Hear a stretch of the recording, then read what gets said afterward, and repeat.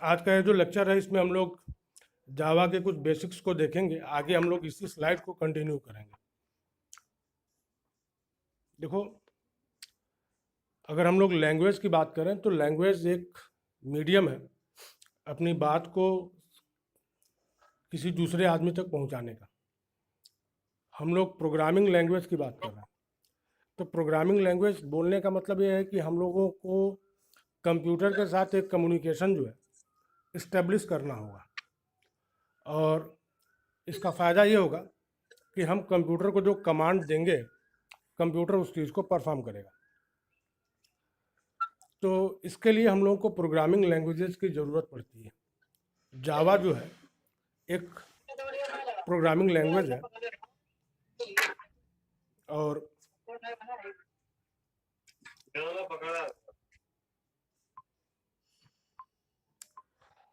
जावा जो है वो एक प्रोग्रामिंग लैंग्वेज है और इसके अपने कुछ फीचर्स हैं। जो सबसे पहली बात है वो ये है कि जावा जो है प्योर ऑब्जेक्ट ओरिएंटेड लैंग्वेज है। अब तक जिनके पास सी का अनुभव रहा, तो सी जो है वो प्रोसीजरल लैंग्वेज है। प्रोसीजरल बोलने का मतलब ये है कि हम लोग जो सी में प्रोग्राम लिखते हैं वो मेन मेथड से स्टार्ट होता है, मेन मेथड से, और जब मेन टर्मिनेट हो जाता है तो हमारा प्रोग्राम टर्मिनेट हो जाता है। जावा जो है ये प्योर ऑब्जेक्ट ओरिएंटेड है। प्योर ऑब्जेक्ट ओरिएंटेड बोलने का मतलब ये है कि हम लोग डेली लाइफ में जिन चीज़ों को एक्सपीरियंस करते हैं उसी कंसेप्ट को कंप्यूटिंग में इस्तेमाल करना रियल वर्ल्ड के प्रॉब्लम्स को सॉल्व करने के लिए। बुक्स में तुमको मिलेगा कि जावा ऑब्जेक्ट ओरिएंटेड है, लेकिन मैंने फोर्सफुली ये लिखा है कि जावा जो है वो प्योर ऑब्जेक्ट ओरिएंटेड लैंग्वेज है। और क्यों है, हम लोग धीरे धीरे इस चीज़ को एक्सप्लोर करेंगे। दूसरी सबसे बड़ी चीज़ जो है वो ये है कि जावा प्लेटफॉर्म इंडिपेंडेंट है। जावा प्लेटफॉर्म इंडिपेंडेंट है। ये बोलने का मतलब ये है कि तुमने जावा का प्रोग्राम किसी मशीन पर बनाया, अपने कंप्यूटर पर बनाया, और उस जावा प्रोग्राम को तुम दुनिया की किसी भी मशीन के ऊपर एग्जीक्यूट करा सकते हो, बशर्ते वहाँ पे जेवीएम हो। जेवीएम क्या होता है इस चीज़ को हम लोग आगे देखेंगे। जेवीएम का मतलब होता है जावा वर्चुअल मशीन। तो जावा जो है प्लेटफॉर्म इंडिपेंडेंट है। सी और सी प्लस प्लस के साथ सबसे बड़ी दिक्कत यही है कि सी और सी प्लस प्लस जो है ये प्लेटफॉर्म इंडिपेंडेंट नहीं है। अगली चीज़ क्या है, जावा जो है वो रोबस्ट है। रोबस्ट बोलने का मतलब क्या है, अब तक तुम लोगों ने सी में जो प्रोग्राम लिखे हैं वो बहुत ज़्यादा होगा तो 500 लाइन का प्रोग्राम तुमने लिखा होगा, ठीक है। लेकिन अगर हम तुमसे कहें कि सी में जो है अगर तुम 2000 लाइन का या 10,000 लाइन का कोई कोड लिखो तो ये लिख पाना बड़ा मुश्किल होगा, क्योंकि सी जो है उसको सपोर्ट नहीं करेगी। जावा के साथ ऐसा है कि तुम कई करोड़ लाइन का भी अगर कोड लिखते हो तो जावा का जो लिंकिंग मैकेनिज्म है वो बड़ा स्ट्रांग है और ये इसको लिंक कर लेगा। सी और सी प्लस प्लस में ये लिंकिंग बार बार फेल हो जाती है और कोड हमारा डंप हो जाता है, लेकिन हमारा जावा जो है ऐसी कोई भी दिक्कत जो है हमारे सामने नहीं रखता। अगली बात है सिक्योर। देखो, सिक्योरिटी का मतलब क्या है। सिक्योरिटी का मतलब ये है कि हम लोग डायरेक्टली मेमोरी के साथ डील नहीं करते। सी और सी प्लस प्लस में एक कंसेप्ट है जिसको बोलते हैं पॉइंटर, ठीक है। पॉइंटर हमको फैसिलिटी प्रोवाइड करता है कि हम लोग मेमोरी के साथ डायरेक्टली इंटरेक्ट कर सकें, मेमोरी के साथ डायरेक्टली जो है हम लोग मैनिपुलेट कर सकें। सिक्योरिटी ब्रेक हो जाती है। पॉइंटर ही वो कंसेप्ट है जिसकी वजह से लोग सी और सी प्लस प्लस को पढ़ते हैं, और पॉइंटर ही वो कंसेप्ट है जिसकी वजह से लोग सी और सी प्लस प्लस को नहीं पढ़ते। जावा में एक्सप्लिसिट पॉइंटर्स का इस्तेमाल नहीं है। देखो, दो टर्म आते हैं, एक को बोलते हैं एक्सप्लिसिट पॉइंटर और एक को बोलते हैं इम्प्लिसिट पॉइंटर। जावा एक्सप्लिसिट पॉइंटर सपोर्ट नहीं करता, मतलब तुम मेमोरी के साथ डायरेक्ट डीलिंग नहीं कर सकते। जैसी डीलिंग जो है तुम सी और सी प्लस प्लस में कर रहे थे, वैसी डीलिंग जो है तुम जावा में नहीं कर सकते। जावा इम्प्लिसिट पॉइंटर्स को इंटरनली यूज करता है। ठीक है, हम लोग मल्टी थ्रेडेड प्रोग्रामिंग जावा में कर सकते हैं। मल्टी थ्रेडेड प्रोग्राम का क्या मतलब है? जैसे तुम अपने वेब ब्राउज़र को देखो तो तुमने एक टैब ओपन किया, वहाँ पे तुमने कोई म्यूज़िक प्ले कर दिया। किसी दूसरे टैब को तुमने ओपन किया, वहाँ पे तुम किसी फाइल को डाउनलोड कर रहे हो, और किसी तीसरे टैब को तुमने ओपन किया, वहाँ से तुम किसी को मेल भेज रहे हो। लेकिन ये जो प्रोसेस है वेब ब्राउज़र का, वो एक सिंगल प्रोसेस है, और उस सिंगल प्रोसेस में 3 इंडिपेंडेंट टास्क हो रहे हैं। पहला टास्क जो है वो क्या है? तो पहला टास्क है जहाँ पे तुम म्यूज़िक सुन रहे हो, दूसरा टास्क ये है कि तुम किसी फाइल को डाउनलोड कर रहे हो, और तीसरा टास्क ये है कि तुम अपना मेल बॉक्स ओपन करके किसी को मेल भेज रहे हो। ये तीनों टास्क बेसिकली एक ही प्रोसेस से बिलोंग करते हैं, लेकिन ये तीनों टास्क आपस में किसी तरीके से एक दूसरे के ऊपर डिपेंडेंट नहीं है। ये तीनों के तीनों टास्क इंडिपेंडेंट हैं और इंडिपेंडेंटली एग्जीक्यूट हो रहे हैं। हम लोग मल्टी थ्रेडिंग के टर्म में अगर ये कहें कि we have created 3 threads for the process known as web browser, तो वेब ब्राउज़र में हम लोगों ने 3 प्रोसेस जो है क्रिएट किए हैं, और उन तीनों प्रोसेस को हम लोग एग्जीक्यूट करा रहे हैं। हर एक प्रोसेस एक थ्रेड को रिप्रेजेंट कर रहा है। तो मल्टी थ्रेडिंग जो है, देखो, 2 तरीके की होगी। आगे हम लोग इसको 3 तरीके का भी बोलते हैं, लेकिन तीसरा तरीका जो है वो बड़ा एडवांस है। देखो, जो 3 तरीके की बातें होती हैं मल्टी थ्रेडिंग में, वो क्या है? एक होता है मल्टीटास्किंग, ठीक है, तो ये प्रोसेस बेस्ड होता है। एक होता है थ्रेड लेवल पे और एक होता है इंस्ट्रक्शन लेवल पे। ठीक है, तो जब टास्क लेवल पे हमको मल्टी थ्रेडिंग मिलती है, तो इसको हम लोग बोलते हैं कि ये ऑपरेटिंग सिस्टम के रिस्पॉन्सिबिलिटी है।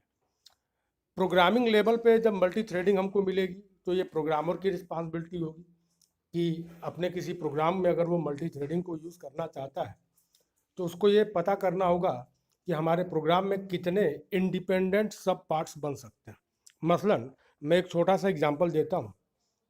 अपने कॉलेज में मान लो एनुअल फंक्शन हो रहा है, और एनुअल फंक्शन हो रहा है तो एक कमेटी बनाई गई और कहा गया कि तुम लोग जो है इस पूरे फंक्शन को कराने के लिए जो भी ज़रूरतें हैं उनको पूरा करो। तो बहुत सारे एक्टिविटी प्लान हो गई।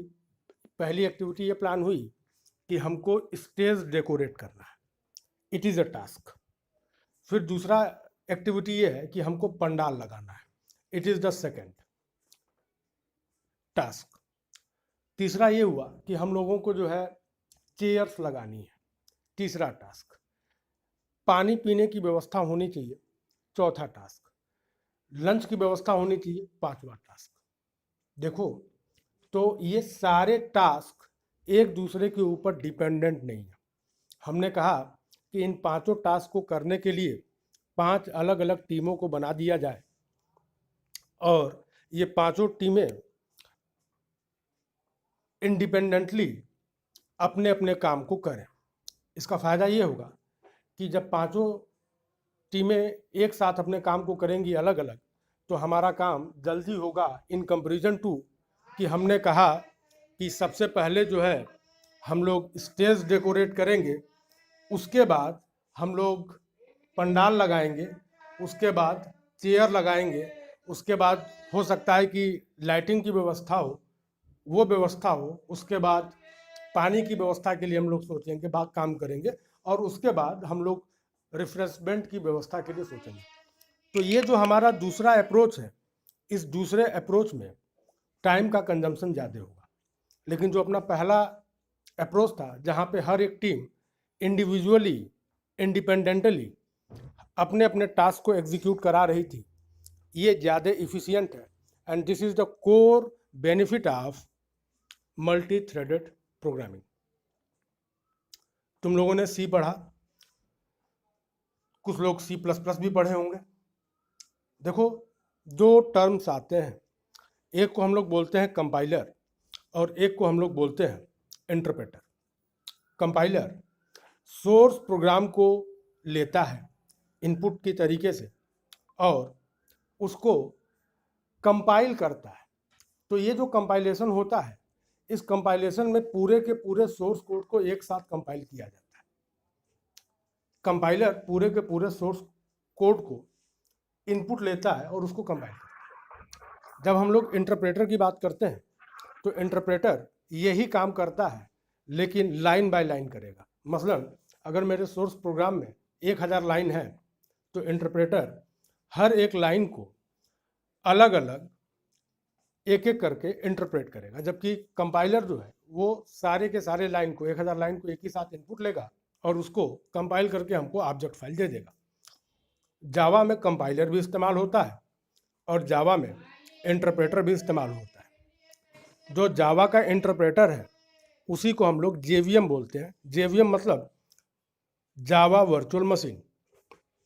इसीलिए यहाँ पे एक हेडिंग है कि जावा जो है वो इंटरप्रेट की जाती है, ठीक है, इंटरप्रेटेड। तो Java is compiled as well as interpreted, ठीक है। तो जैसे तुम लोगों ने सी का प्रोग्राम बनाया, तो सी का प्रोग्राम जब तुम लोग कंपाइल करते हो तो तुम लोगों को एक ऑब्जेक्ट फाइल मिलती है। उस ऑब्जेक्ट फाइल को जब हम लोग लिंक कराते हैं तो हमको एक एग्जीक्यूटेबल फाइल मिलती है और वो एग्जीक्यूटेबल फाइल एग्जीक्यूट होती है और हमको आउटपुट देती है, ठीक है।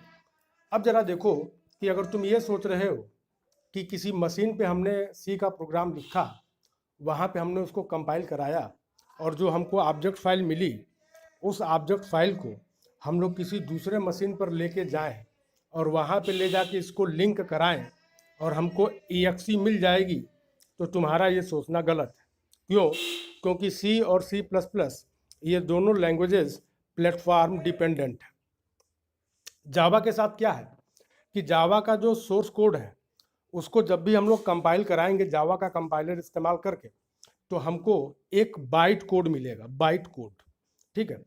तो जो बाइट कोड मिलेगा, बाइट कोड, ये जो बाइट कोड होता है ये प्लेटफॉर्म इंडिपेंडेंट होता है। इस बाइट कोड को हम लोग एक मशीन से दूसरे मशीन पर लेके जा सकते हैं और जिस किसी मशीन पे भी हम लोग इस बाइट कोड को लेके जाएंगे, उस मशीन पे हम लोग इस बाइट कोड को एग्जीक्यूट करा सकते हैं, बशर्ते उस मशीन पे जावा का इंटरप्रेटर हो। जावा का इंटरप्रेटर जिसको अभी थोड़ी देर पहले मैंने जेवीएम का नाम दिया, ठीक है। तो Java is compiled as well as Java is interpreted. अगली चीज जो है, जावा डिस्ट्रीब्यूटेड एप्लीकेशंस को सपोर्ट करता है और जावा डायनेमिक।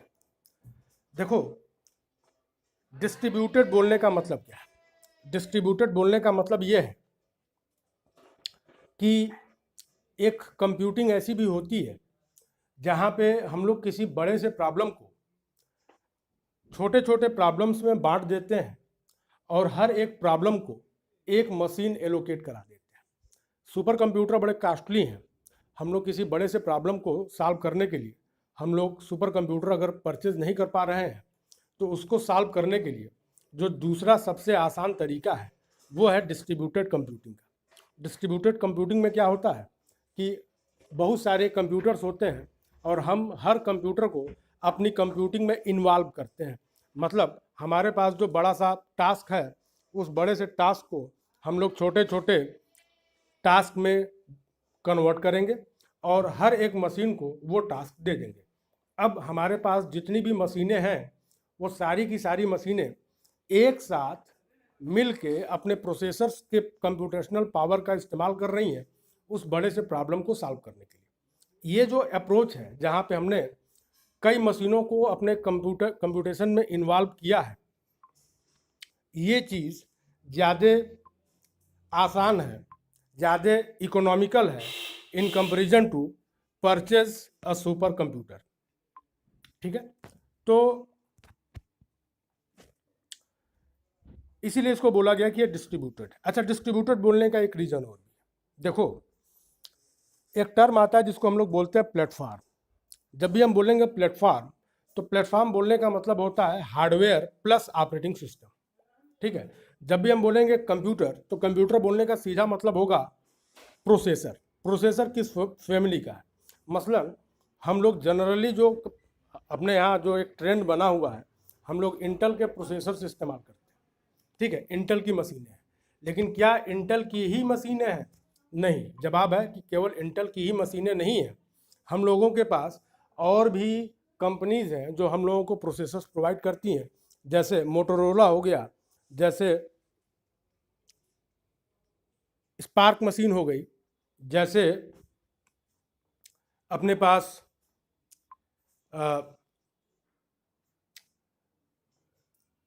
इनके AMD अचलान के प्रोसेसर्स हैं।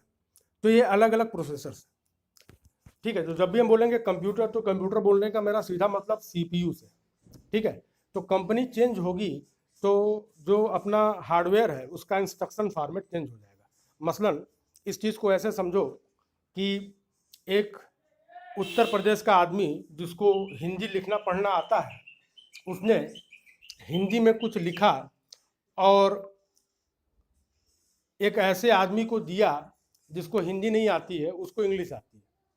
तो इंग्लिश वाला आदमी जो है हिंदी वाले कंटेंट को रीड नहीं कर पाएगा।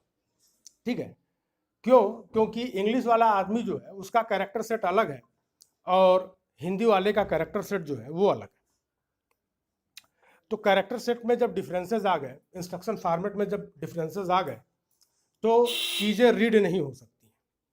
ठीक है, डिस्ट्रीब्यूटेड कंप्यूटिंग में जो सबसे बड़ी चीज़ है वो यही है कि जो भी मशीनें हमारे कंप्यूटिंग में इन्वॉल्व हो रही हैं, हम लोग ये कभी इम्पोज नहीं कर सकते कि तुम फला कंपनी का प्रोसेसर इस्तेमाल करो और तुम फला कंपनी का ऑपरेटिंग सिस्टम इस्तेमाल करो। जब हम बोलेंगे प्लेटफॉर्म, तो प्लेटफॉर्म बोलने का सीधा मतलब होता है हार्डवेयर प्लस ऑपरेटिंग सिस्टम। इन दोनों में से कोई एक चेंज होगा तो प्लेटफॉर्म हमारा चेंज हो जाएगा। क्योंकि हम लोग नेटवर्क पे हैं, नेटवर्क पे जितनी भी मशीनें हैं, हर मशीन के जो यूजर्स हैं उनकी रिक्वायरमेंट अलग है, और रिक्वायरमेंट जैसे चेंज होगी वैसे प्लेटफॉर्म भी चेंज हो जाएगा। मसलन 5 लोगों के यहाँ कार है, 4 व्हीलर है, तो पांचों लोगों ने एक ही ब्रांड की कार और एक ही मॉडल की कार नहीं लिया। जिसकी जैसी रिक्वायरमेंट है उन्होंने वैसी कार को परचेज किया। तो हम लोग ऐसा रिस्ट्रिक्शन इम्पोज नहीं कर सकते हैं कि तुमको कार खरीदना है तो तुम फला कंपनी का फला मॉडल ही खरीदो। उसी तरीके से अगर हम लोग बात कर रहे हैं कि नेटवर्क पर मशीनें हैं, तो उन मशीनों को हम लोग ये कभी भी बाध्य नहीं कर सकते कि तुमको यही प्रोसेसर यूज़ करना है और यही ऑपरेटिंग सिस्टम यूज़ करना है। यानी डिस्ट्रीब्यूटेड इन्वायरमेंट पूरी तरीके से हेट्रोजीनस होगा। तो हेट्रोजीनस जो ये टर्म है, इसको तुम लोग केमिस्ट्री में पढ़े हो और तुम लोग अब इस बात को समझ गए होंगे कि मेरे हेट्रोजीनस इन्वायरमेंट बोलने का मतलब ये है कि प्लेटफॉर्म्स जो भी हैं वो अलग अलग है। तो अलग अलग प्लेटफॉर्म्स के बीच में अगर हमें कम्युनिकेशन कराना है तो Java is going to be the most suitable language. दूसरी चीज़, तुम ये चाहते हो कि तुमने कोई एक एप्लीकेशन बनाया और वो एप्लीकेशन दुनिया के तमाम लैंग्वेजेस में इम्प्लीमेंट हो जाए, तमाम लैंग्वेजेस को सपोर्ट करना शुरू करे, तो उसके लिए जावा जो है एकदम से परफेक्ट लैंग्वेज है। क्यों? क्योंकि जावा का जो कैरेक्टर सेट है वो दुनिया की जितनी भी भाषाएं हैं उन सारी भाषाओं को सपोर्ट करता है। जावा डायनेमिक है। डायनेमिक बोलने का मतलब क्या है कि जो भी फ्रेमवर्क बनेंगे, जो भी नए फ्रेमवर्क बनेंगे, उन सारे फ्रेमवर्क्स को जावा जो है सपोर्ट करती है। ठीक है, तो जैसे तुम लोगों ने नाम सुना होगा कि ये स्प्रिंग फ्रेमवर्क है, ये हाइबरनेट फ्रेमवर्क है, ये एमवीसी प्लेटफॉर्म, ये स्टड्स फ्रेमवर्क। तो ये जो फ्रेमवर्क्स हैं उन फ्रेमवर्क्स को हमारा जावा जो है पूरी तरीके से सपोर्ट करता है। इसीलिए इसको बोला गया कि Java is dynamic in nature. इस तरीके से हम लोगों ने जावा के फीचर्स को काफ़ी हद तक देख लिया। Come to the next slide. अब प्रश्न ये उठता है कि जावा, हमको जावा पढ़नी है लोग बोलते हैं, और उसमें लोग बोलेंगे कि हमको कोर जावा पढ़नी है, और उसी में कुछ होशियार होते हैं वो कहेंगे कि हमको एडवांस जावा पढ़नी है। देखो, जावा में कोई कोर नहीं होता और कोई एडवांस नहीं होता। जावा के 3 एडिशन है, एक को बोलते हैं स्टैंडर्ड एडिशन, एक को बोलते हैं एंटरप्राइज एडिशन, और एक को बोलते हैं माइक्रो एडिशन।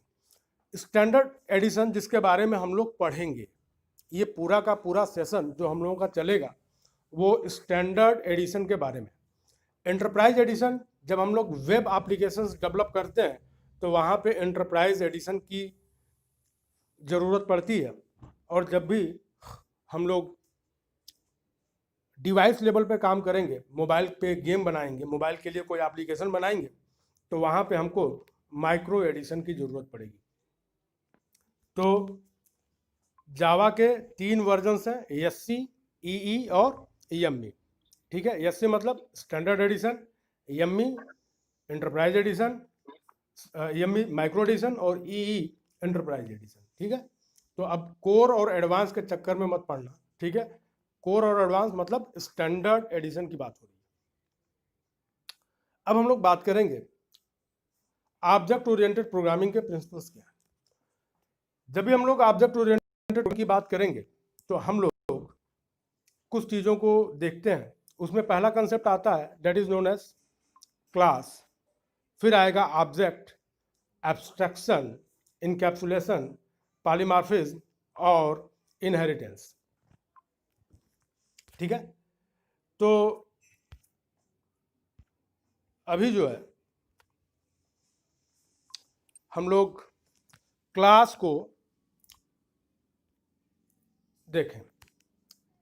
देखो, क्लास एक ब्लूप्रिंट है। ठीक है, क्लास एक ब्लूप्रिंट है। अभी इसमें कंफ्यूज मत होना कि what is the meaning of blueprint. अभी जो मैं कुछ बोल रहा हूं उसको बस सुनो। Class is a blueprint. ठीक है, class is a passive entity. देखो, 2 एंटिटीज होती है, एक को हम लोग बोलते हैं पैसिव एंटिटी और एक को हम लोग बोलते हैं एक्टिव एंटिटी।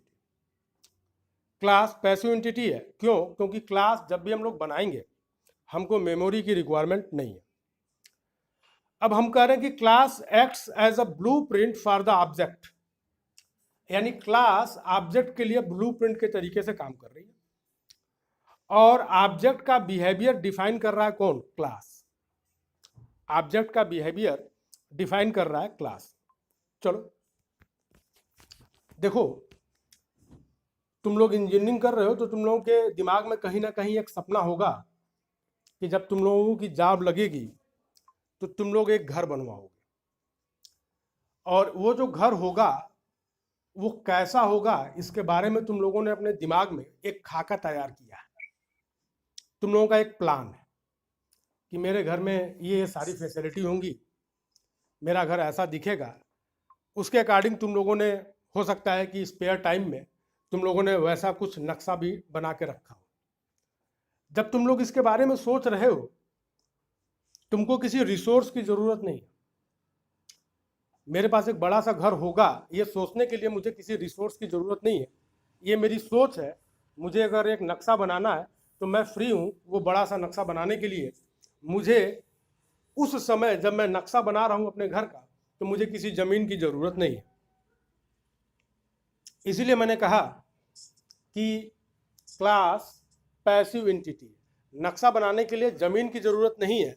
जमीन की जरूरत तब पड़ेगी जब मकान बनाना होगा, ठीक है। और जब तुम मकान बनाने जाओगे तो तुमको जमीन की जरूरत होगी, वो जो जमीन है वही मेमोरी है, ठीक है। मतलब मेमोरी को तुम बिल्कुल वैसे व्यू करो जैसे कि तुम जमीन को व्यू कर रहे हो इस एग्जाम्पल में। अब क्या होगा कि जब तुम घर बनवाओगे तो जो तुम्हारा घर होगा वो बिल्कुल वैसे ही बनेगा जैसा कि उसका नक्शा था, जैसा ब्लूप्रिंट था उसी तरीके से तुम क्या बनाओगे, तो उसी तरीके से तुम बनाओगे घर, ठीक है। इसीलिए मैंने कहा कि क्लास जो है वो ऑब्जेक्ट के बिहेवियर को डिसाइड करती है।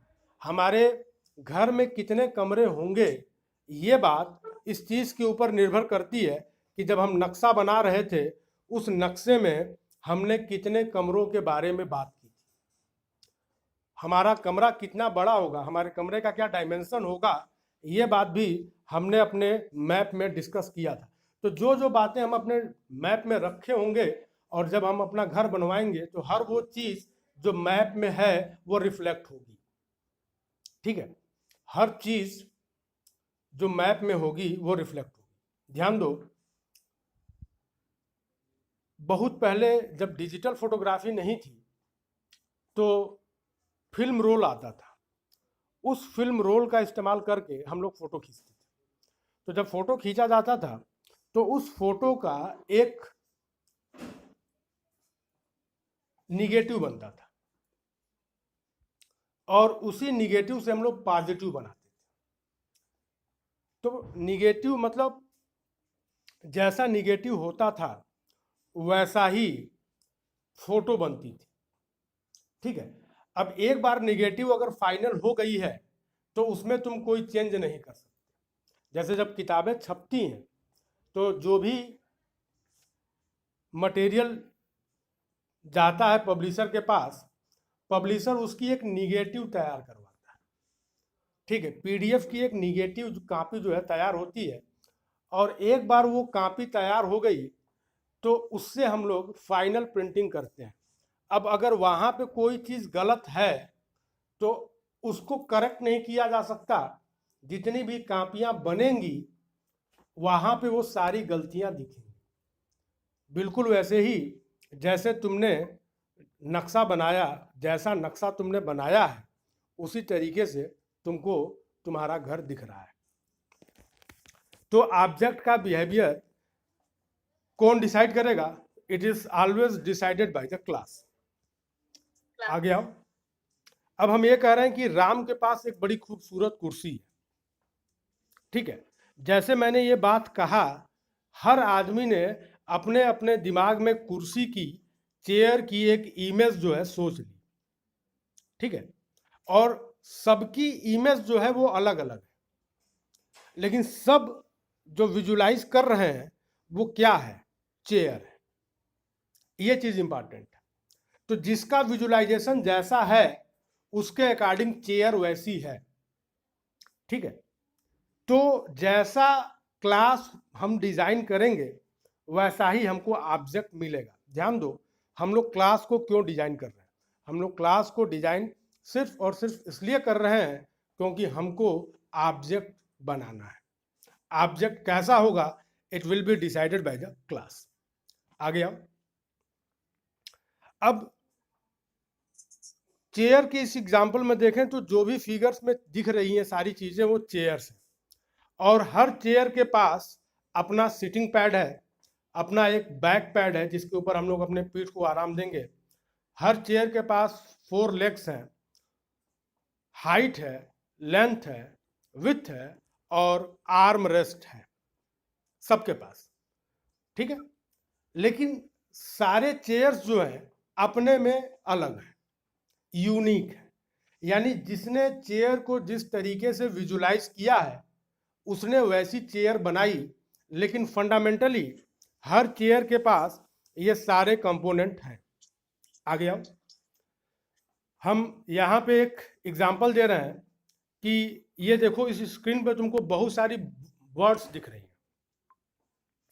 अब ये सारी वर्ड्स जो हैं वो अलग अलग स्पीशीज की हैं, सबके कैरेक्टरिस्टिक्स अलग अलग हैं, लेकिन इतनी विभिन्नताओं के बावजूद, इतने डिफरेंसेस के बावजूद, ये सब की सब अपने में क्या है, तो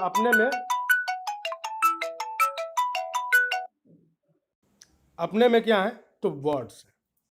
ठीक है, अब जैसा वर्ड का हम लोग क्लास बनाएंगे, ठीक है, वर्ड की जैसी हम लोग बनाएंगे वैसी वर्ड्स हमारे सामने आएंगी। तो ऑब्जेक्ट कैसा होगा, it will be always decided by the class. ठीक है, तो अभी मैं आज के लिए इतना बंद मैं कर रहा हूँ। अभी हम लोग फिर